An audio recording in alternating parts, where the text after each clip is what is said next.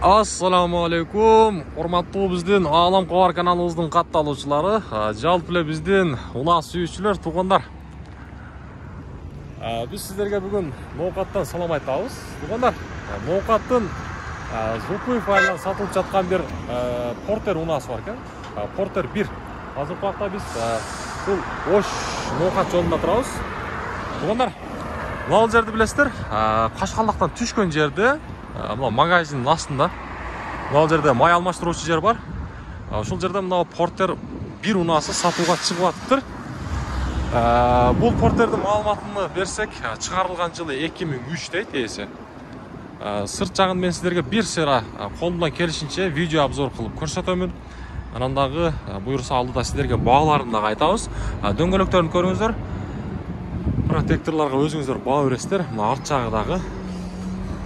Анан дагы туугандар, ушундай унааны издеп жаткан болсоңуздар, биздин негизи мына ушул астыдагы номерлерге байланышып, ээси менен сүйлөшүп көрүңүздөр. Баасыны айтайлы, 700 000 сом сурап ээси.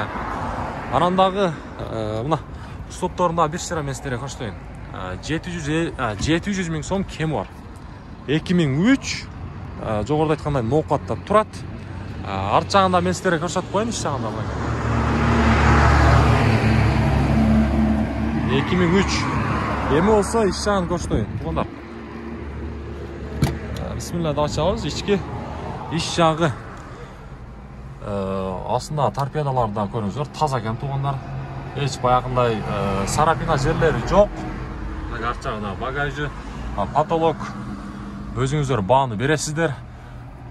Буюрса эми ээс айтат, баары эле жакшы дейт. Эми бул уна негизи ар бир үй бүлөгө керек. Себеп дегенде тойго деле, башкасыга деле, ишиге деле, талаага деле ушул унааны айдап калышты. Көрөбүз туугандар. 700 000 сом кеми бар.